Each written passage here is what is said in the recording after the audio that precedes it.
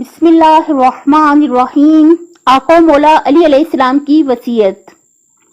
ضربت کے بعد حسنین شریفین اور ان کے چاہنے والوں کے نام حضرت علی علیہ السلام کی وصیت۔ میں تم دونوں کو تقوی کی وصیت کرتا ہوں اور دنیا کی طرف مائل نہ ہونا، خواہ وہ تمہاری طرف مائل ہو، اور دنیا کی جو چیز تم سے روک لی جائے اس پر افسوس نہ کرنا، اور جو بھی کہنا حق کے ساتھ کہنا، اور جو کچھ کرنا اجر کے لیے کرنا، اور ظالم کے دشمن اور مظلوم کے مددگار رہنا۔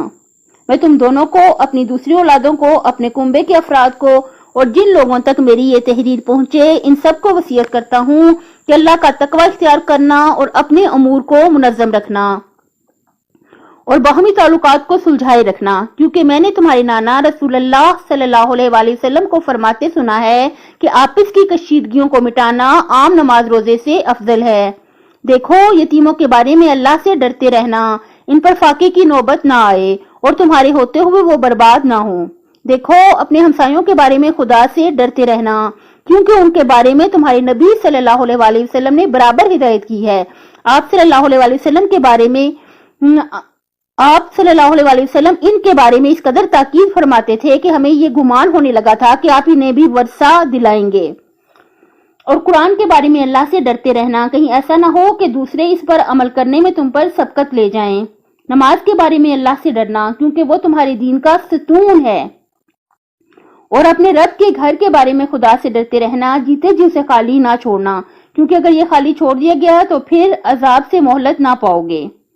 اپنے اموال، جان اور زبان سے راہ خدا میں جہاد کے سلسلے میں خدا سے ڈرتے رہنا۔ تم پر لازم ہے کہ ایک دوسرے سے میل ملاپ رکھنا اور ایک دوسرے کی اعانت کرنا۔ خبردار، ایک دوسرے سے قطع تعلق سے پرہیز کرنا۔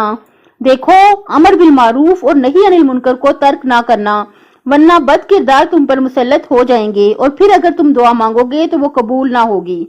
اے عبد المطلب کے بیٹو، ایسا نہ ہو کہ تم امیر المومنین قتل ہو گئے کے نعرے لگاتے ہوئے مسلمانوں کے خون سے ہولی کھیلنے لگو۔ دیکھو، میرے بدلے میں صرف میرا قاتل ہی قتل کیا جائے۔ دیکھو، اگر میں اس ضرب سے مر جاؤں تو تم اس ایک ضرب کے بدلے میں اسے ایک ہی ضرب لگانا اور اس شخص کے ہاتھ پیر نہ کاٹنا، کیونکہ میں نے رسول اللہ کو فرماتے سنا ہے کہ خبردار، کسی کے ہاتھ پیر نہ کاٹنا، خواہ وہ کاٹنے والا کتا ہی کیوں نہ ہو۔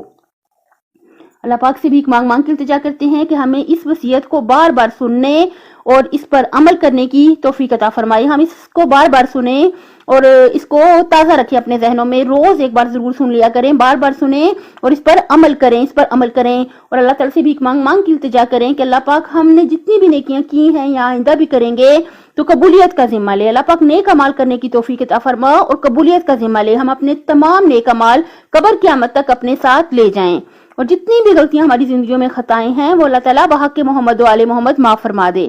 اپنی صحت، آخرت اور خالق کی مخلوق کا خیال رکھیے گا۔ آپ سے گزارش ہے کہ میرے چینل کو سبسکرائب کر دیں۔ اللہ حافظ۔